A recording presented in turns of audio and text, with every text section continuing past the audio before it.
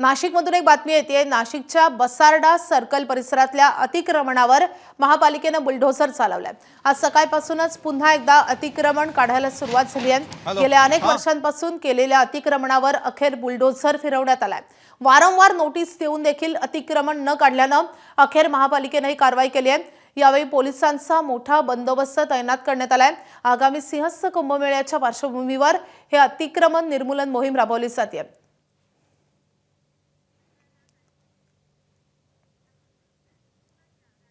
तर नाशिकमध्ये अतिक्रमणावर बुलडोझर चालवण्यात आलेला आहे। महापालिकेने या सगळ्या अतिक्रमण करणाऱ्या लोकांना वारंवार नोटिसा पाठवलेल्या होत्या, मात्र हे अतिक्रमण न काढल्याने अखेर महापालिकेने मोठी कारवाई केली आहे।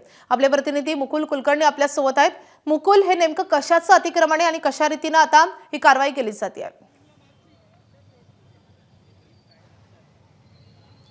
आज सकाळपासून पुन्हा एकदा अतिक्रमण निर्मूलन मोहिमेला सुरुवात झालेली आहे। नाशिकचा सारडा सर्कल परिसर हा मध्यवर्ती ठिकाण आहे। अत्यंत महत्त्वाचं हे ठिकाण आहे, कारण याच रस्त्याहून पुढच्या बाजूला नाशिक पुणे महामार्ग, नाशिक मुंबई महामार्गाला जोडणारा शहरातला महत्त्वाचा रस्ता आहे।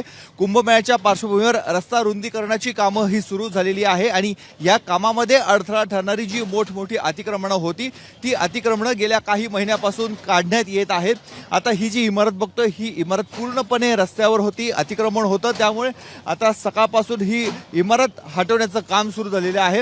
या इमारतीच्या बाजूला असणारे 5 ते 6 छोटे दुकानं होते, पक्की बांधकामं होती, ती देखील हटवण्यात आलेली आहे। त्याचबरोबर समोरच्या बाजूला मोकळा रस्ता दिसतोय आपल्याला आणि पोलिसांचा प्रचंड मोठा फौजफाटा देखील बघायला मिळतोय।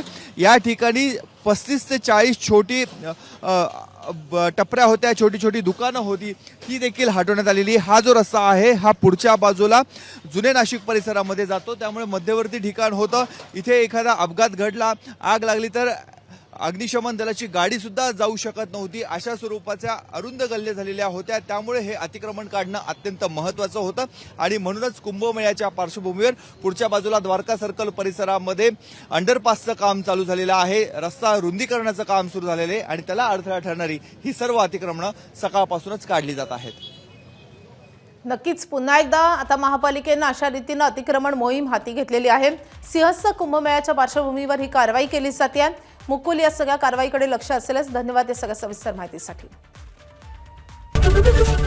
एबीपी माझा, उघडा डोळे बघा नीट।